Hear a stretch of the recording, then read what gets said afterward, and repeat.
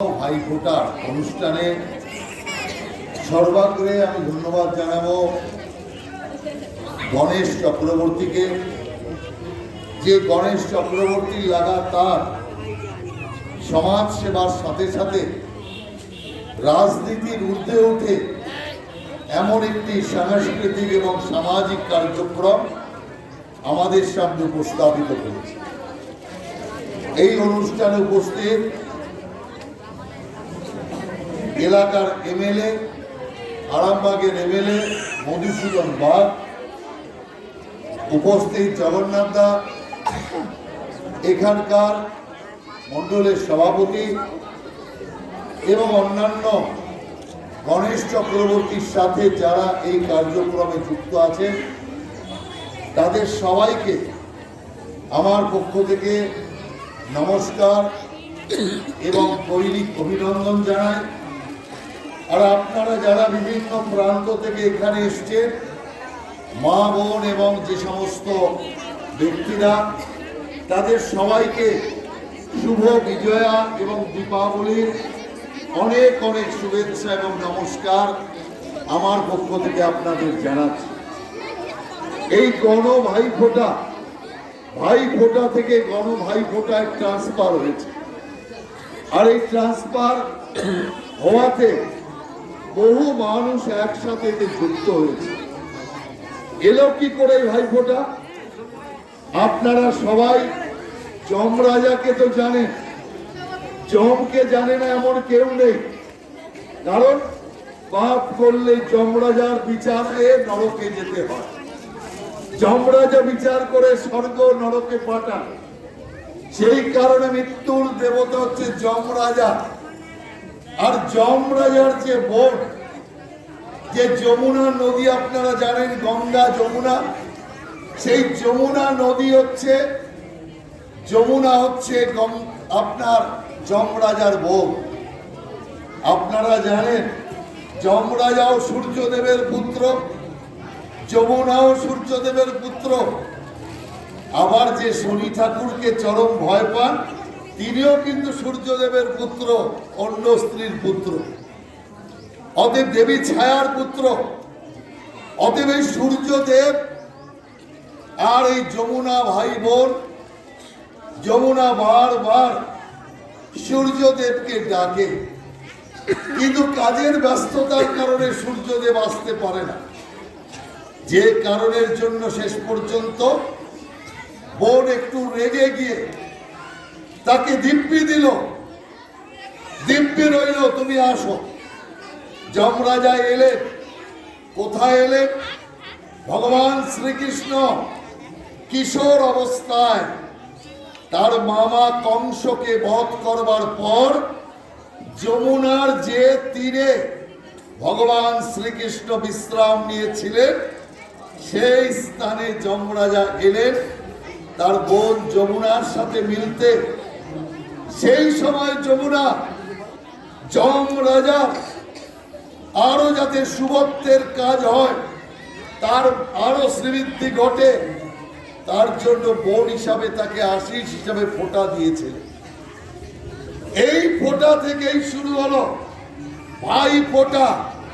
যে কারণে ওই মন্ত্রের মধ্যে আপনারা বলেন, যমুনা দেয় যমকে ফোঁটা, আমি দিই আমার ভাইকে ফোঁটা। তার মানে ওই যে যম দুয়ারে কাটা পড়ার জন্য যমুনা যমকে ফোঁটা দিয়ে ভাইফোঁটার সূচনা করলেন।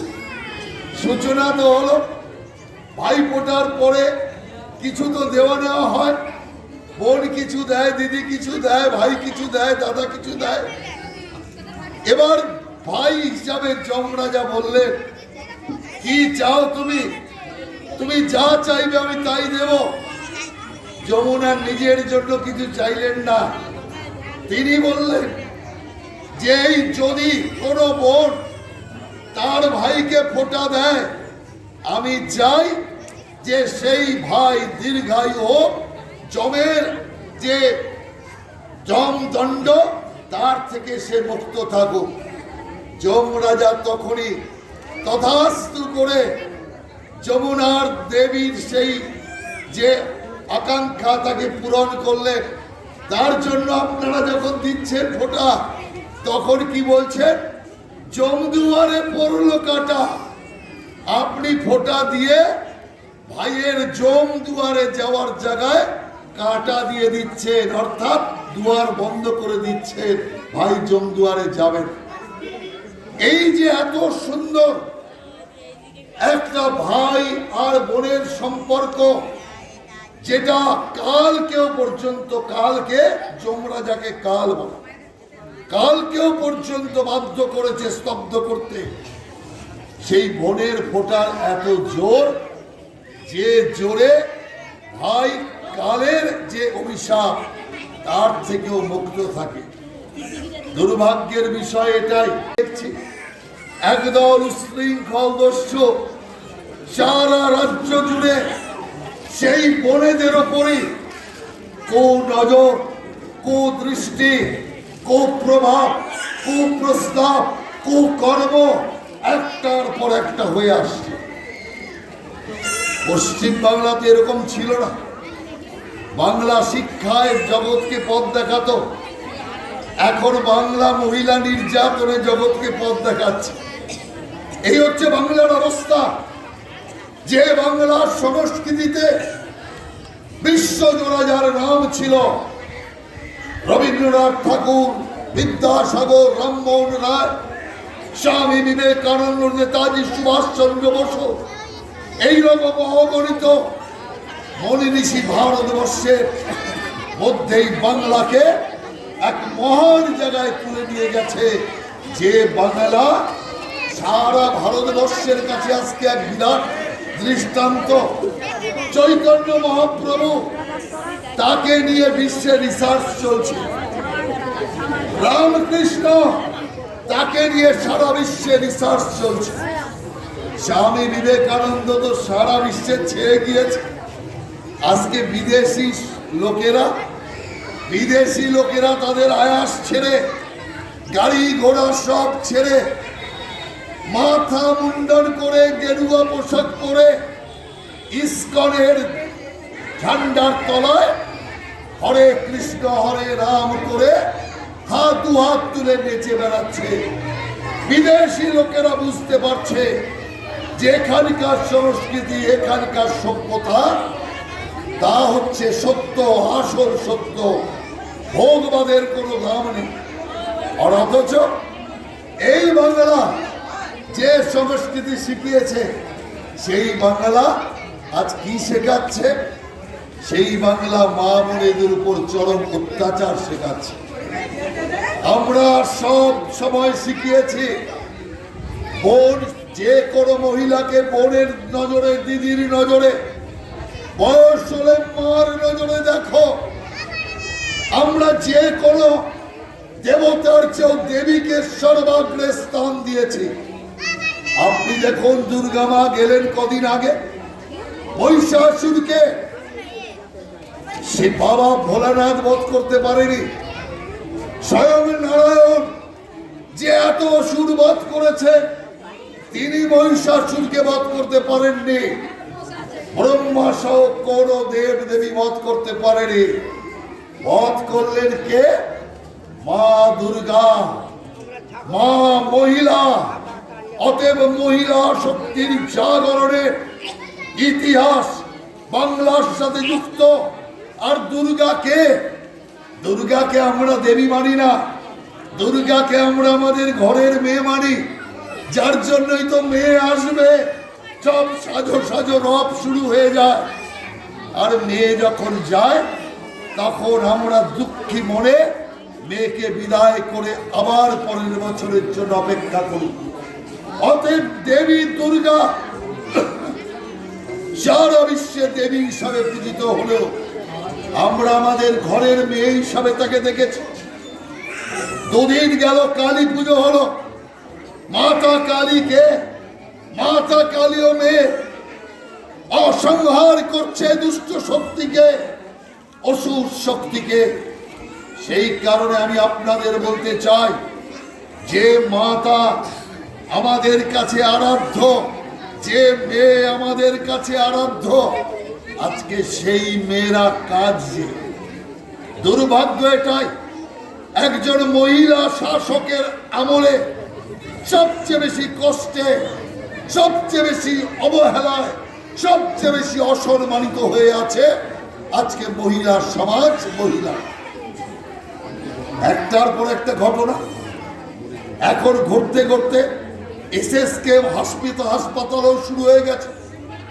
আরজিকর হয়ে আমরা ভেবেছিলাম থেমে গিয়েছে, কিন্তু দেখছি না, সেই একই ডাক্তারি, হয় পড়ুয়া নইলে ডাক্তারি ক্ষেত্রে কাজ করা, তাদের ওপরেও হামলা চলছে, সমাজের অন্যত্র হামলা চলছে।